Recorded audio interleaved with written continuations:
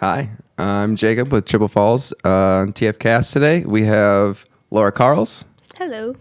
and things are a little bit different. We got Willis in the back, What's up? but he's still very I'm much still with here. us. Still very much with us. And we've got some microphones, but let's get right into it. I'm ready. We just What you recorded got? some songs too. Yes, there will be some Laura Karels songs. We're calling them Laura Karels recordings. We have to out. clarify there's a lot of projects. Yeah. So what are you working on in these projects? What's going on in the Karelsaverse? Karelsaverse, oh man. It's hard to believe. No. Balm Fields, that's my main thing, and that's really what I every week get together with my band and we rehearse and just kind of bump heads and kind of stay on the same level. I think that helps us as a band, and I really like that community feel we get, community family feel. I've got some projects with Pete Klug. Pete plays guitar, lead guitar with Balm Fields. I've been playing music with Pete for close to 5 years now. We met through Ocho and Nirvana, that kind of stuff. So been playing with Pete 5 years. So Pete and I are starting this, we're just kind of doing some duos, some covers, and some originals. What? We're playing. That's a duo set between just the two of you. Yeah, we're just calling it Pete Klug and Laura Karels for right now. So, but yeah, we're playing. We're Patrick's April 25th, I think, is our next show together. So that should be fun. And then Balm Fields, we've got May 9th with Onion Bun, and Intelligent Design is going to be doing some songs with Onion Bun as well, and maybe a set. That'd be cool, right? Yeah, that's actually a crazy amount of people who've already been on the show. I was thinking about that when I came on today, because I was like, had to prepare myself for coming on here, and was like, all right, I'm gonna watch the shows just so I know what I'm jumping into, and this is it. Yeah. Well, here I am. we'll from be the at that Karels show universe. too. Oh yeah, May 9th. Because I think we're doing lights and helping for sound or something. Ooh, we get lights. Yeah. Yes. Holy The smokes. vibes are gonna be smacking. Yeah, and I think that one's gonna be on the back. We've been doing wine cafe shows. The different on location at the wine cafe. Yeah. Okay. But so cool. you have less people jamming microphones in your face and Yeah, busting my teeth. Ooh. No, it's only happened like 3 times.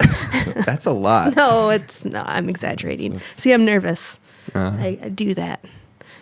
Anyways, yeah. Yeah. So another thing I That'll got be going exciting on, and I'm really excited about it.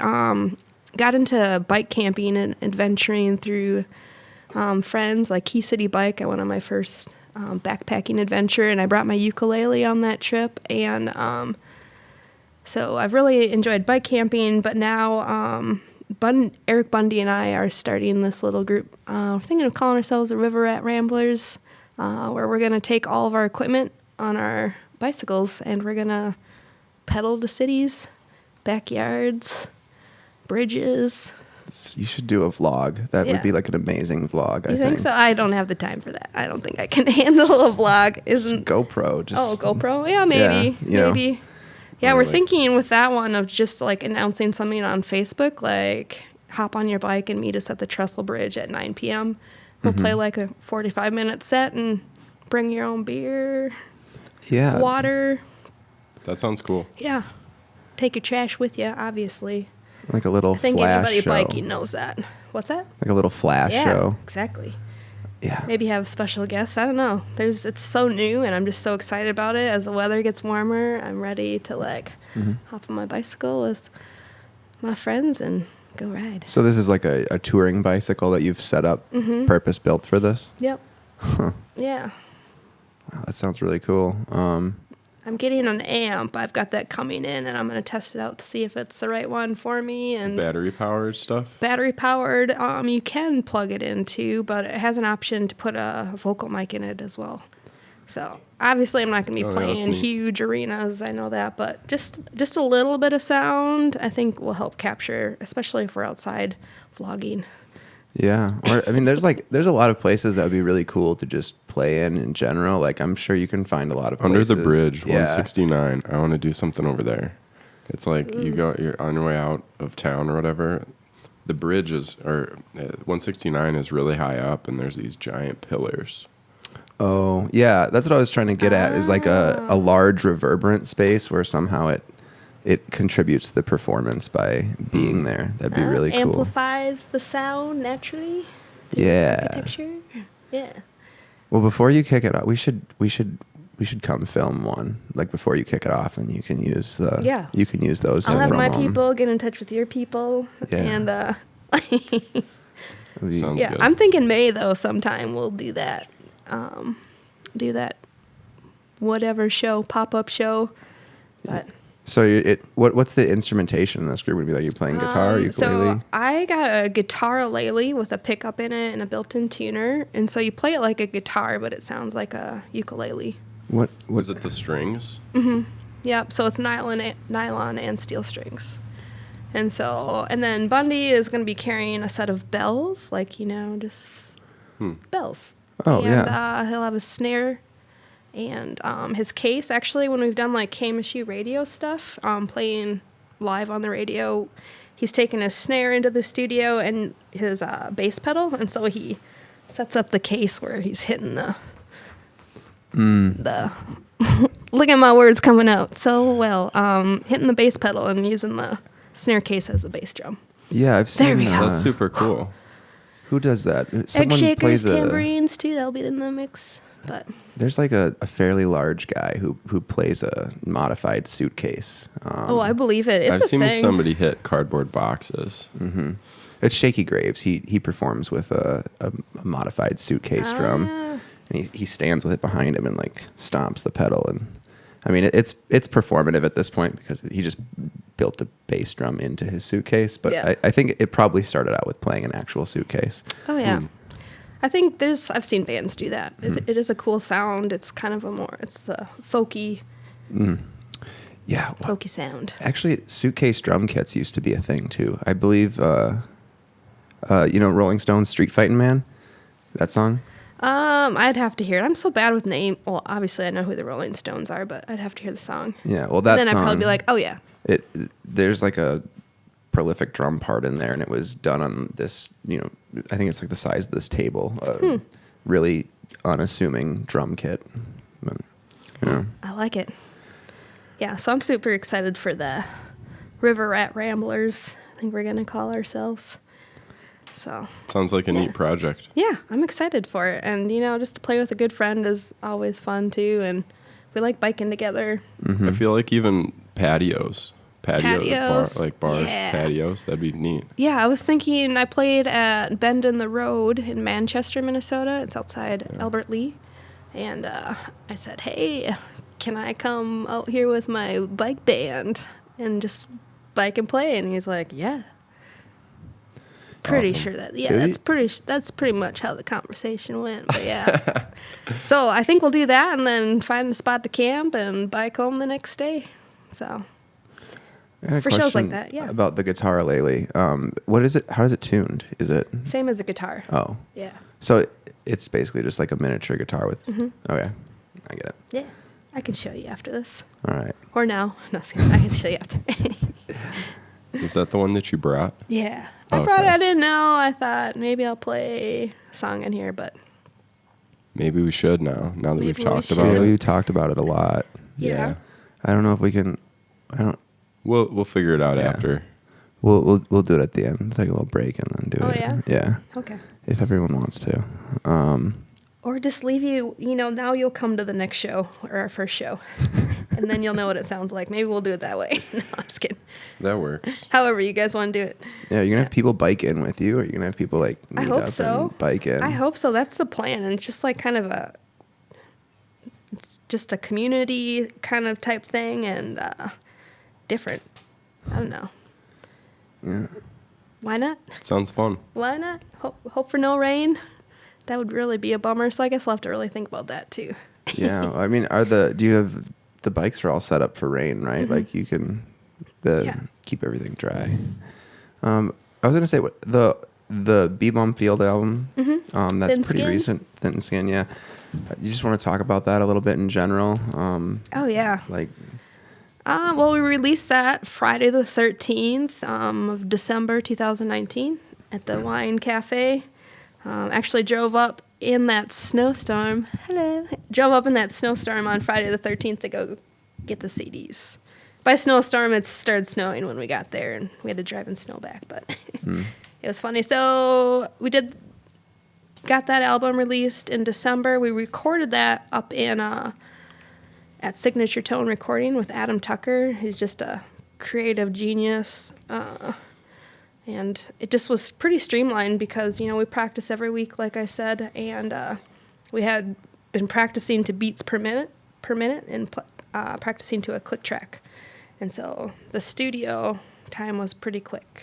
yeah, how And probably like 4 sessions. So we started out with Thin Skin as doing a live recording. So we're just in the big room, and we've got the drums and bass, and I guess everybody was there but Dustin, our trumpet player. He came in on one of the last sessions, but we just did a live recording to a click track, and we had our headphones on, did like 3 takes of a song, and then moved on.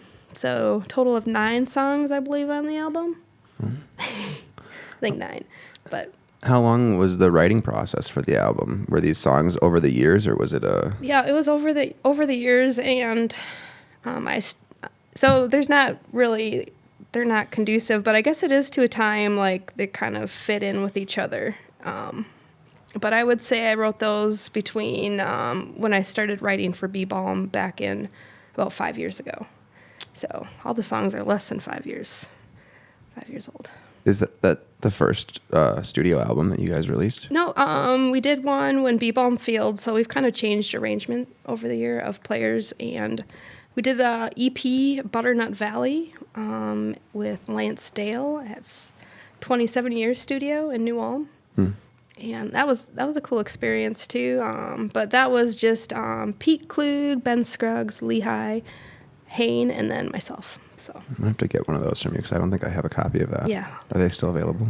You know what? I just have been burning them and giving them to people, and I draw I get a special case and draw. Limited edition. Yeah, limited edition, but we're sold out of the Original run.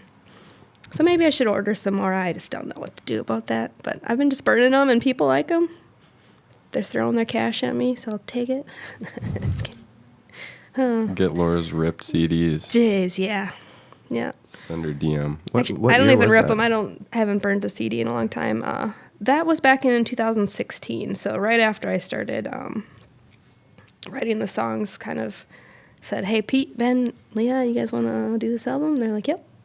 That was the beginning of Balm Fields, like the beginning.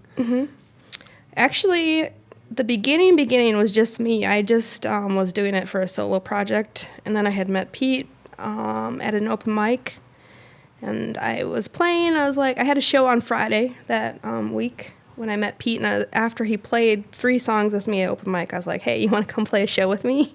And he's like, "Sure." And so that was kind of the start of Balm Fields. It was Pete and I, and then Lehigh joined on fiddle. Met Ben on bass. Ben Scruggs is good friends with Pete Klug, childhood friend, and John Burris actually played some drums for a short stint with us, but that wasn't on the record. But Where did the name Balm Fields come from? the name, that was just kind of a wild time, and I was just on a road trip, and on the side of the road, these purple flowers were just blooming, and just pulled over and picked them, and I was just like, Balm, it's such a cool flower. Beautiful. Is that the name of a flower? Yeah. Okay. It's a pretty common flower in Minnesota and North America. I'm unfamiliar. Yeah, Balm. And you have like a whale mascot, kind of, or there's a lot of whales. There's a lot of whales, and that's just kind of with imagination and little life experiences where that kind of developed. But when I started writing about whales in that song Big Whale Tongues, it just kind of, I couldn't stop thinking about whales. I'm like, they're such cool creatures, so it just kind of stuck with the whale. You're talking about the shirts. Oh, Don't you have a shirt, Jake? No, the shirt that I have is just text. I don't think there's a whale on it, but I just feel like I've seen like a lot of imagery from the band. Like I remember art, like just like whales or... There's that image that Native Beth to Ann did where Minnesota. we're riding the whale. Balm Fields is riding a blue whale. Have you seen that one? No, I haven't. There's more. So good. Yeah, we love whales. That's cool. We really, really do. Yeah. Yeah. Have you ever played any other instruments besides guitar? I started out piano when I was 5 or 6. I was very young. I'd say 6. And then played until 7th grade. And then I joined a symphonic band and played clarinet and learned that. And that went to bass clarinet. So that's where I got a lot of understanding of notes. But now I've kind of untrained myself. I can't really read notes that well. But I'm more of hearing it and just doing it. But piano is a big thing for me, and I'm getting back into it. Haven't had a piano for about 15 years, so it's now I'm putting all my new music that I've written and put it on piano. So hoping to do a show like that one day. Do you write at your piano or do you write with a guitar? Well, I'm just starting to get comfortable enough to write on the piano, but I've kind of got one song that I've written pretty much on the piano, so... But I do a lot on the guitar, and it's usually just my guitar. It's your primary instrument. Yeah. When I'm writing, I feel, yeah. Do you feel like you're able to play the piano with similar skill to the guitar? Or is Probably actually more. I'm able to transpose. What, you're a better pianist than a guitarist? I don't know. I don't feel like I'm a good guitar player at all. I'm just basic. But yeah, piano, I just have maybe a little more understanding, and I don't know. I That's guess neat. I always really like listening to guitar players who say that about themselves, though, because sometimes you get guitar players that are really showy, and like every other thing is just this huge, like ornate guitar experience. Yeah, I mean, I've come along, and like I feel like I'm okay at like finger picking and stuff, and I do a lot of that in my songs. But yeah, I don't know. Guitar playing, I'm comfortable with it. Like, I played a show with just piano and Pete played guitar, and that was kind of just, I felt like I had never really played before. It was kind of terrifying, but I just played all my songs on the piano instead of guitar. Coming into band stuff, I never really knew how all that worked, but Pete was the first person I really saw to like watch someone's hands and just know exactly what to do. Yeah. He could do that so smoothly. And Yeah. it was cool that... He's insane. He's a beast. Yeah. He's very neat guitar player, skills. We're always looking at each other's hands, though. I mean, I'm not looking at the trumpet or bass, but I'm looking at Pete's, or, you know, they're always looking at mine. So in shows, like a newer song, like sometimes I'll be at a show like, hey, I'm going to play this song, and they've never heard it. And so I just kind of start it and then turn towards them, and they just... Make sure you're playing all the same chords and things. Yeah. Yeah, that makes sense. We've been, I feel like, it's something we do. It's fun. We love making music, so that adrenaline added to it is something special, I feel. A little bit more freestyle. Yeah. We did that on the radio, and I was like, well, maybe I won't do that again, but, you know, maybe I will. I don't know. I'm going to make no promises. That's fun. Yeah. Whatever works. It seems to... It was that Whale Tongue song that I debuted, I think. Pete's like, all right, sure. On KMSU? Yeah. Yeah. So it was performed, debuted, and I'm its inception. fairly certain. I mean, a lot's happened between then and there, but yeah. Fairly certain. So what's next for Balm Fields then? What's next? To get pay for the next album, we've been selling our CDs, and so I think we're ready to head back into the studio and start our next album, and got some ideas up the sleeve. I've got some songs that I feel are important to record with the band because it's a special thing that we got, and we got to get it on the... So there's already another one in the works. Yeah. I mean, we just haven't like booked the appointment, but we've got some songs on the burner we'd like to do. I think we just need to nail down the exact songs, but yeah. Songs that people have heard, you've been playing them out, or...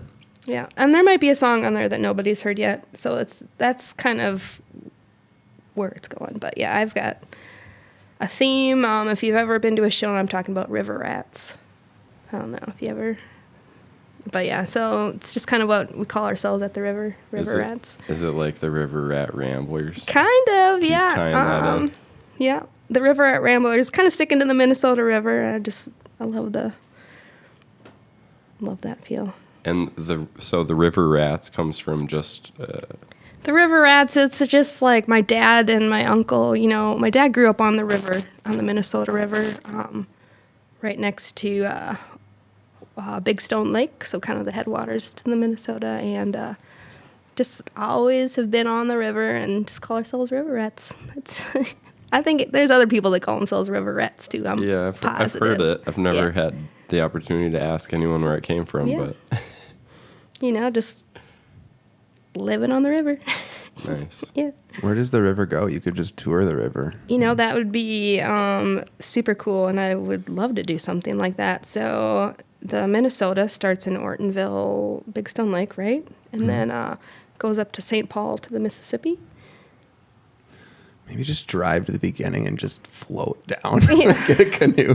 Oh, man, yeah. Scrap the bikes. Now it's a canoe tour. Wouldn't that be something? Yeah. My brother and I are talking about canoeing the whole Minnesota River in the next couple of years, and that'd be kind of cool. Yeah. I'll definitely have cool my guitar adventure. lately. What's that? That'd be a cool adventure. Yeah, I think so, too. Yeah. Yeah. Have you done a lot of, canoeing or kayaking then too? Yeah, it's kind of, I grew up on the river, and my parents have a canoe, and so always either on the canoe or in the boat fishing, that kind of thing. But yeah, I've done a lot of river trips too. I've canoed some rivers in the south when I lived down there. Probably did a couple 100 miles. I don't know. I've done several trips, but yeah. You got any good river adventure stories? Yeah, something maybe I'd say off the. Well, no, I can tell this one. Ooh. Tell me more. When I moved down to North Carolina, I did this training program, and one of them we were leading youth in the woods, so we had to get trained on how to lead a river trip. So we're on this river in South Carolina, which there are some crazy animals in South Carolina. But this doesn't have to do with the story. But so we're staying at this county park on the river, and it's probably like 2 a.m, and all of a sudden we hear, there's probably like 4 tents we're all camping in, and we hear, "Out of the tents with your hands in the air." I'm like, what? And so we come out, and there's guns pointed at our faces, and they're like, "There's been a stabbing in the area. We need to check your stuff for any knives." And I'm like, we all have knives. We're on a canoe trip, but we're like, we told them what we were doing, and they're like, "All right, I think you guys are good." And they walked away, but there's a stabbing at the campground we were at. So that's a river story, I guess, right? Yeah, that's terrifying. I mean, that's like a bad way to wake up. Right? No, It's rude. Yeah, that's probably the only time I've heard that. Out with your hands up. Yeah. I had a weird experience with that one time. Oh, yeah? Yeah, I just got done with work when I was back in high school, and I was like sprinting home because, I don't know, I'd walk to work. So I was running home, had my hood up, and cop car just pulls up. Doors whip open, gun out, like hands up. I'm like, because I guess they'd had some robberies in the area. Oh, yeah. And so that's scary because they just think you're a hoodlum. Just me sprinting across the street.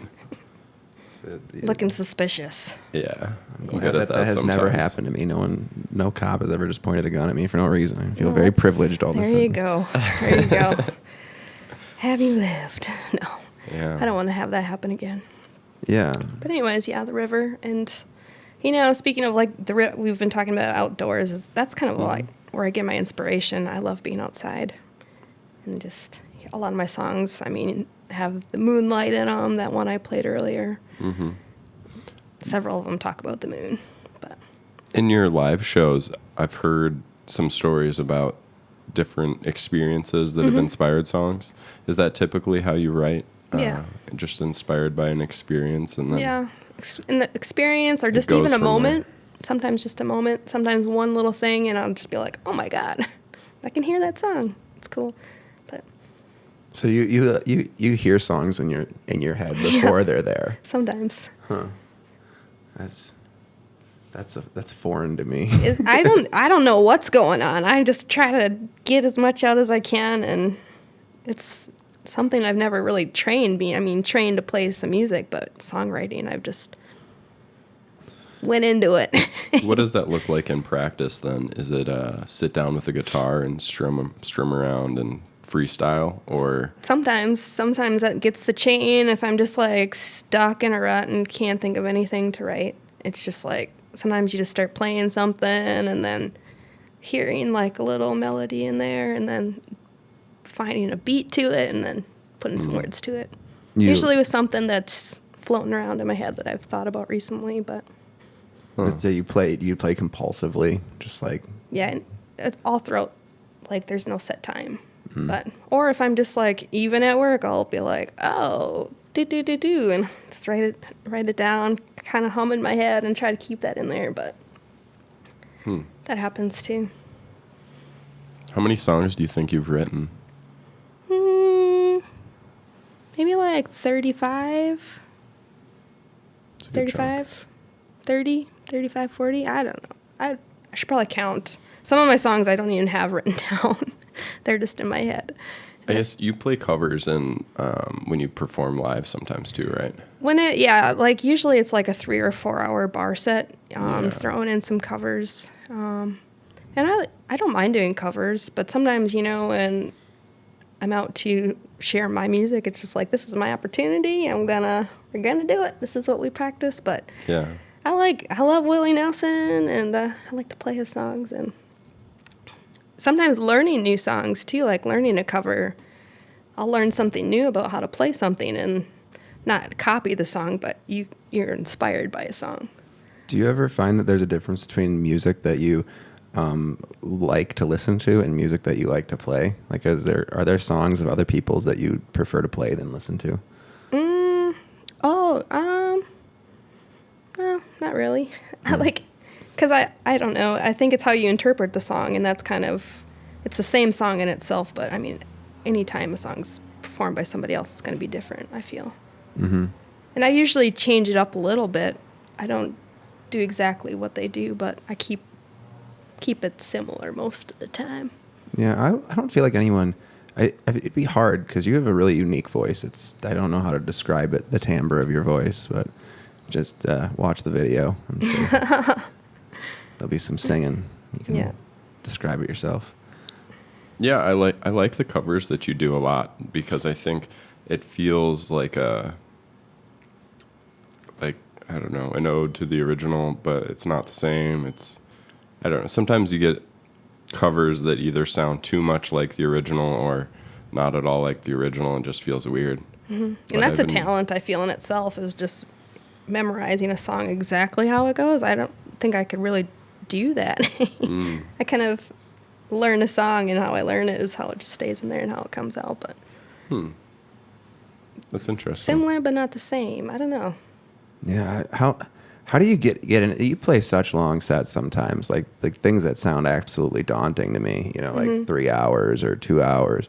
Like, did you just come into that like it was a necessity for getting the gig, or was it just like a thing you developed when you were pitching? Or Well, when I really started doing those sets was with the bluegrass band Little Prairie Pickers I played in 2009 through 2013 or 14, somewhere in there. We did a lot of we gigged almost every weekend, I feel.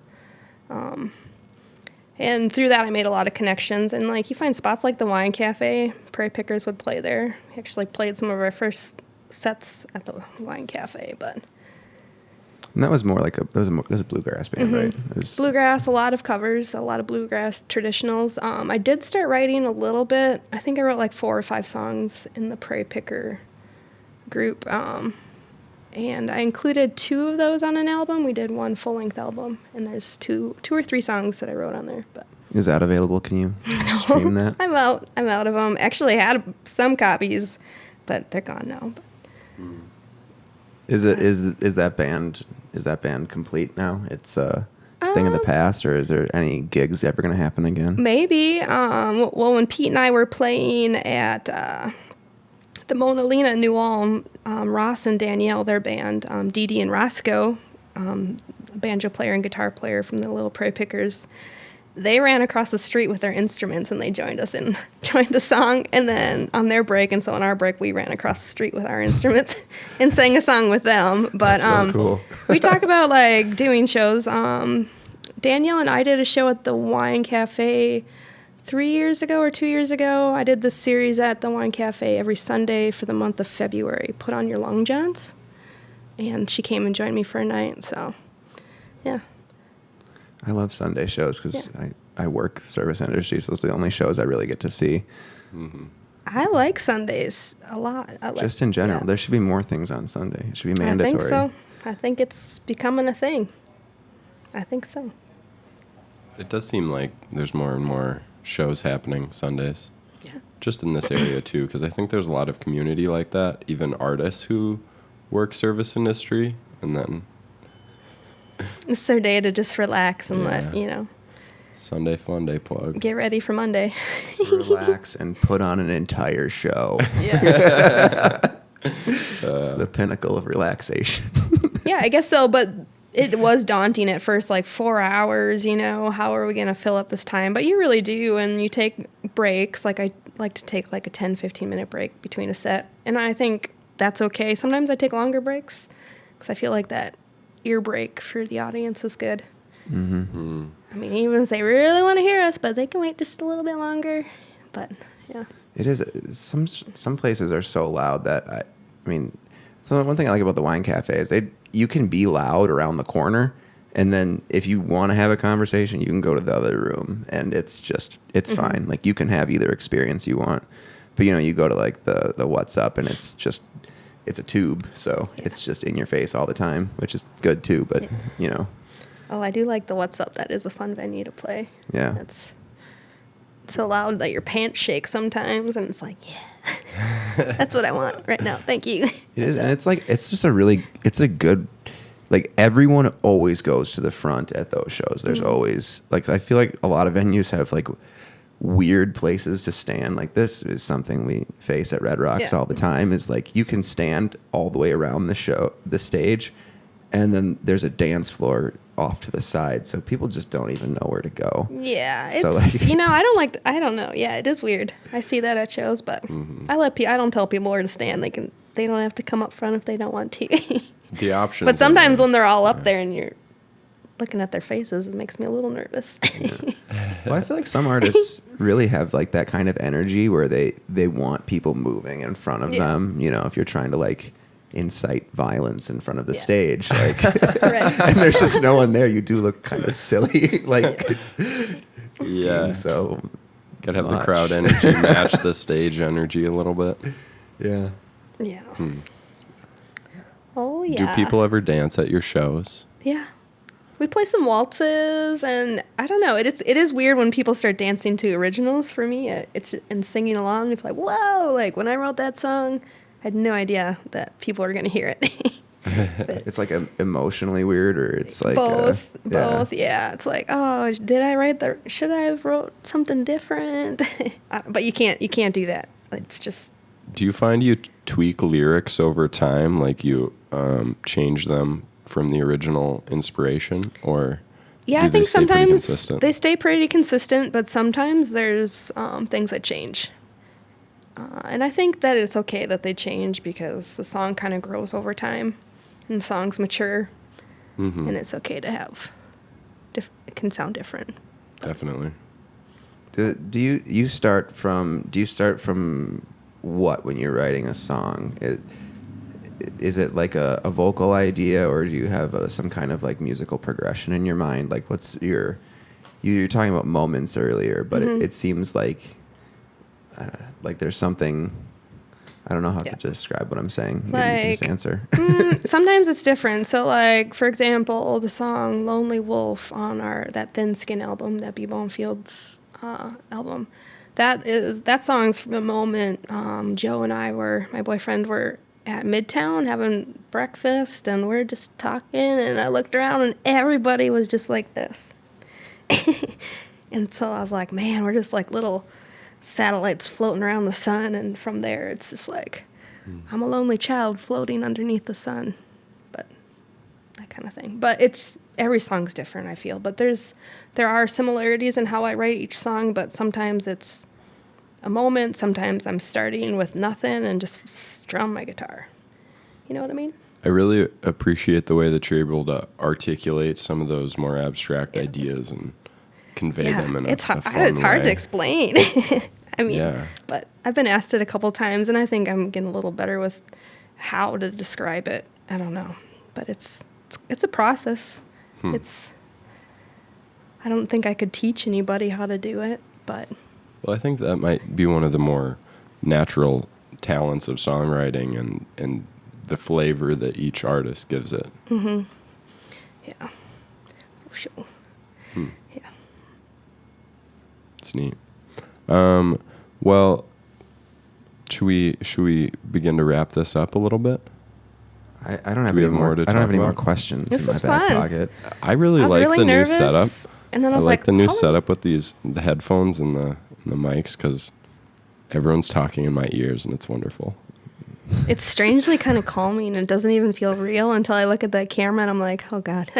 Yep. What am I saying? It's just like nervous verbal diarrhea. Actually, I have something that I want to say that is not like directed towards you necessarily, but this is like, I want to say thank you to Ocho for introducing like 1 million artists in this town. Like, Hell yeah. I can't tell you Ocho, how yes. many people have been like, oh yeah, my band met at Ocho's open mic, or like, and like it's like he could tell you. He will eventually probably tell you on this show. He'll be on the show. Ocho, Cool. hit us up. And like it's just wild. I mean, we were in a band that met at Ocho's open mic for Yeah, we were. yeah, and it's crazy how many. I love open mics in Mankato, and I still don't get to go as much as I can. I used to go nearly every week because I was just constantly writing, but I still, every time I write a new song, I like to go and play it for an audience and just kind of gauge and see how it feels, feel the flow of the song. But yeah, Ocho and the open mics. God bless him. It's wonderful.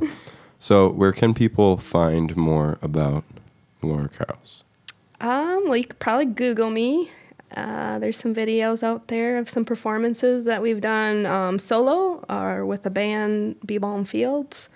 If you Google really deep, you might find some little Prairie Pickers stuff. We've got a music video Bobby Fairber did for us back in 2012 Nice. called Little Town. But anyways, that's a long time ago.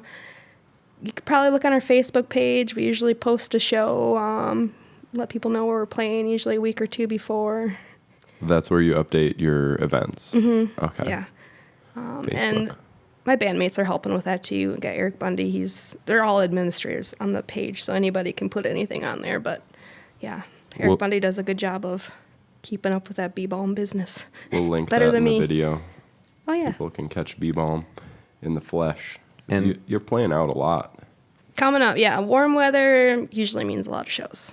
Heck yeah. Thin Skin is available streaming now. Right? Streaming, yeah. I actually haven't heard it streaming because I don't have that availability to do that. Spotify. It's on Spotify, Amazon Music, iTunes, basically all of them, I think. We'll link that as well. Yeah. Wonderful. So. Any shout outs you want to do? Anyone who you want to? Well, shout out to my band Balm Fields. Yeah. Awesome. And everybody else, of course. Yeah, I don't know. All right. Thank you for being on the cast. Yeah. And thank you for having me. Thanks for listening to what I got to say.